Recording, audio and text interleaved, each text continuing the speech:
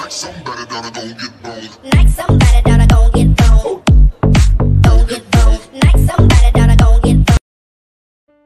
Novia tersenyum canggung. Mami bisa aja.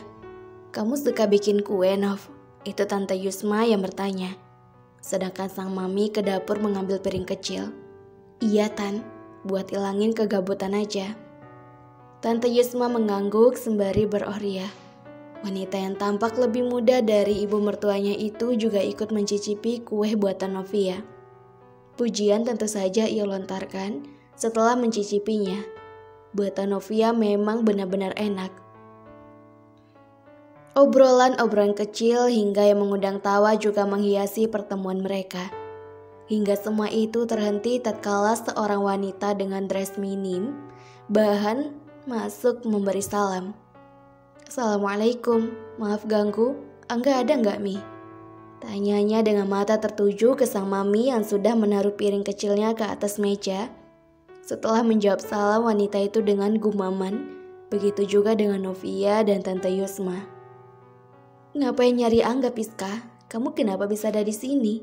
Bukan Bu Tasya yang bertanya, melainkan Tante Yusma yang kini sedang mengerutkan kening dengan kedatangan Piska. Aku nyari Angga, Mah. Kemarin dia janji mau datang ke apartemen aku, tapi nggak datang-datang. Piska kemudian beralih pada Bu Tasya yang baru saja menatap Novia. Angga di kantor ya, Mi? Ya udah deh, kalau gitu Piska samperin saja ke kantornya. Piska berbalik hendak pergi namun suara Bu Tasya yang memanggil namanya kontan membuat ia berhenti. Angga sibuk, Piska. Lagian kamu gak enak apa? Mau nyamperin suami orang di depan istrinya sendiri? Tanya Bu Tasya dengan wajah datar. Melirik Novia. Piska mengedikkan bahu. Aku cuma mau ketemu Angga doang kok, bukan mau godain dia. Ucapnya sebelum benar-benar pergi. Bu Tasya dan Tante Yusma menghela nafas gusar. Sementara Novia, ia masih diam menatap kue browniesnya yang tinggal setengah. Sejak dimana Piska mengatakan Angga berjanji ingin ke apartemennya, hati Novia mulai tidak enak. Kepalanya mulai dihinggapi pikiran negatif. Dan lagi membuatnya bingung kenapa Piska memanggil Tante Yusma dengan sebutan Ma. Kayaknya Tante harus kasih tahu kamu yang sebenarnya deh, Nov. Biar nanti kamu gak salah paham sama Angga gara-gara Piska. Novia kontan mengangkat pandangannya pada Tante Yusma. Wanita itu terlebih dahulu menatap Bu Tasya seperti meminta persetujuan. Setelah mendapat anggukan, barulah wanita itu menceritakannya semua. Kecewa. Satu rasa yang mewakili perasaan Novia telah mendengar semua penjelasan Tante Yusma dan ibu mertuanya. Jelas saja, ia merasa tidak begitu penting dalam hidup seorang Angga Ronald.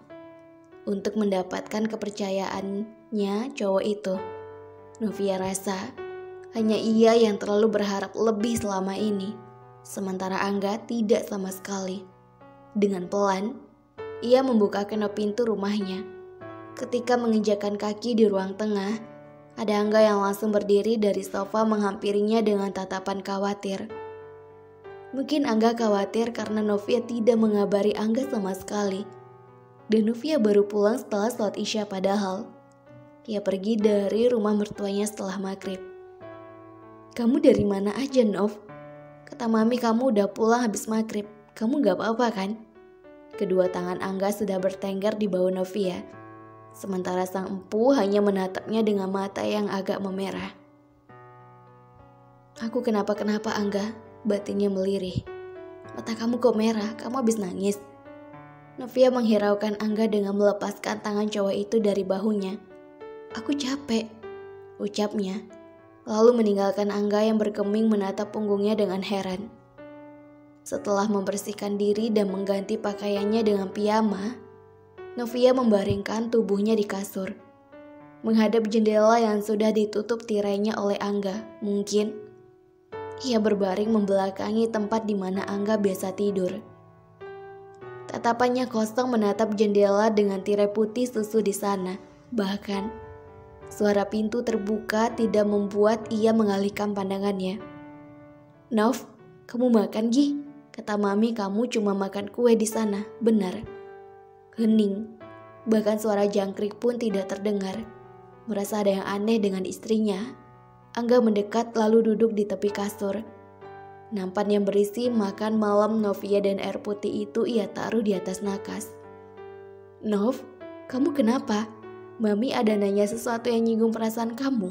Tanya Angga lagi. Lagi-lagi, hanya keheningan yang menjawab. Angga meringsut mendekat pada Novia, kemudian menarik bahu istrinya agar cewek itu menatapnya. Angga kontan membulatkan mata saat melihat mata Novia berair, namun pandangan cewek itu kosong menatap Angga.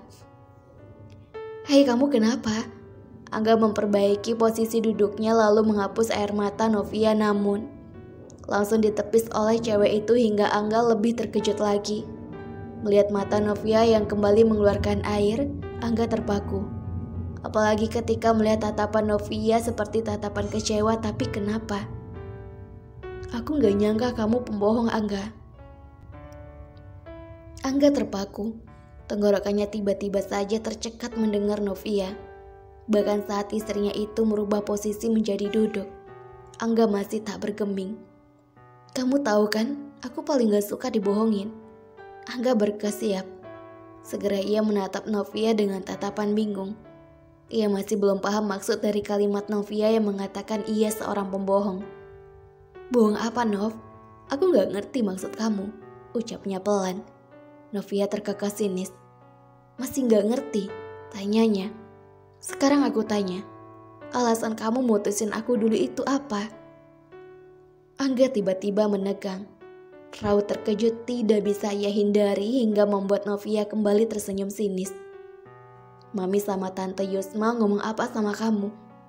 Tanya Angga setelah kembali menguasai dirinya dari keterkejutan.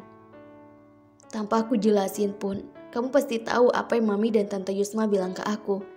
Sekarang aku cuma mau nanya, apa alasan kamu yang sebenarnya, Angga?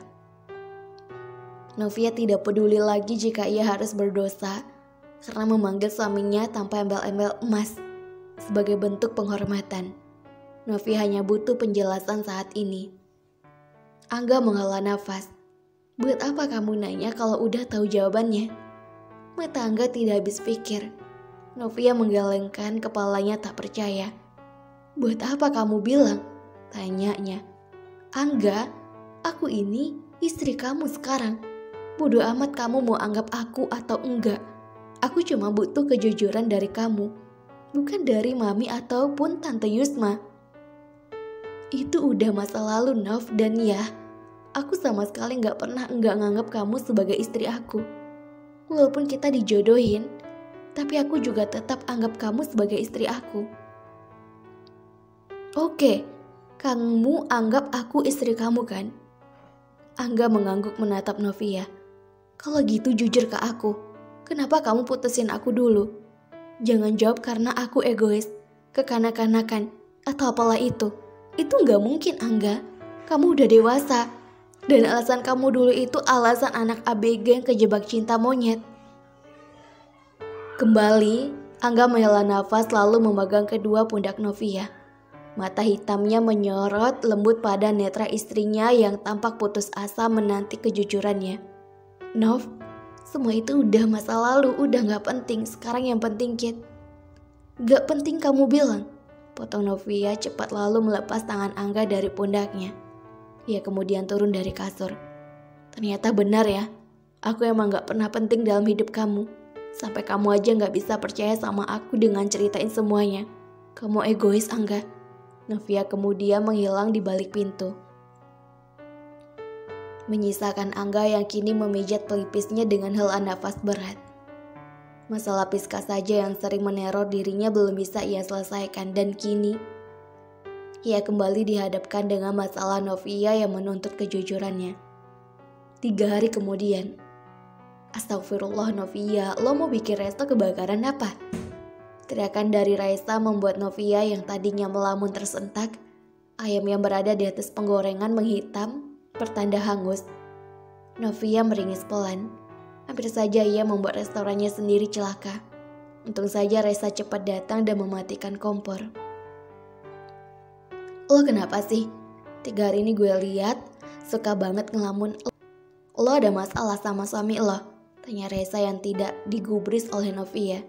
Cewek berpakaian koki itu hanya menatap Raisa kemudian keluar dari dapur restoran menuju ruangannya. Sudah 3 hari berlalu, dan Angga belum juga mau menjelaskan semuanya. Walau Novia sudah tahu, apa ia salah jika ia mendengar langsung penjelasan dari suaminya? Ketukan di pintu membuat Novia berdeham sebagai tanda bahwa ia, si pengetuk, dipersilakan untuk masuk. Raisa datang dengan segelas air putih di tangan kanannya. Minum gih biar lo rileks dikit, ujarnya sembari menyodorkan gelas berisi air tersebut. Novia menerimanya kemudian meneguknya hingga tandas. Benar-benar sampai tandas bahkan tak menyisakan setetes pun. Itu membuat wanita berpakaian formal di depannya melongo. Lo haus? Apa kesetanan? Tanya Raisa lalu duduk di kursi depan Novia. Kesetanan, Raisa mengibaskan tangan. Sembarangan loh, semburnya. Menyilangkan kaki, Raisa kemudian bersedekap. Jadi apa? Raisa berdecak. Jadi ada masalah apa sama lo Nyonya Ronald? Tanyanya gemas. Menghela nafas. Novia mengedikkan bahu dengan jari telunjuk yang bergerak memutar pada mulut gelas bekasnya tadi. Keadaan mendadak hening dengan Novia yang menatap gelas yang ia mainkan. Dan Raisa meneliti wajah Novia. Gue temenan sama lo berapa lama sih, Nov? Baru kemarin ya? Kok gak mau cerita? Kini, giliran Novia yang menghela nafas. Raisa ini orang yang masuk kategori kepo dan pemaksa. Jadi jika wanita beranak satu itu sedang kepo namun tidak diberi jawaban, maka ia akan memaksa. Menatap Raisa lama-lama, Novia mulai menceritakan apa yang ibu mertua dan tante Yusma katakan padanya 3 hari lalu. Siapa Piska, hubungan Angga dan Piska, dan semua alasan kenapa Novia dan Angga putus sebenarnya. Seriusan loh? Raisa memakik tertahan sebagai respon pertama yang ia berikan pada Novia setelah sahabatnya itu bercerita. Berdehem, Novia mengangguk. Buat apa gue bercanda? Katanya. Angga gimana sih? Ini kan bukan salah dia, semua udah ketentuannya kali. Novia memperbaiki posisi duduknya. Nah itu dia, Angga tuh gak pernah mau dengar ucapan ibunya sama yang lain. Kalau ini bukan salah dia tetap nyalain dirinya dan kekeh buat tanggung jawab sama Piska. Angga udah ngomong jujur ke lo? Tanya Raisa yang dibalas kelengan oleh Novia. Enggak, katanya masa lalu gak penting. Raisa memijit pelipisnya kemudian menghela nafas. Ya udahlah Nov, lo coba ngomong baik-baik dulu sama Angga, siapa tahu aja kan. Dengan adanya kejadian ini hubungan kalian bisa membaik. Ingat Nov, semua masalah pasti ada hikmah yang bisa kita petik. Tersenyum, Novia mengacak rambut Raisa hingga berantakan. Namanya anak-anak bijak deh, makin sayang. Dilanjutkan dengan ia mencubit pipi Raisa. Apa sih lo bego? Sana cubit pipi suami lo aja deh.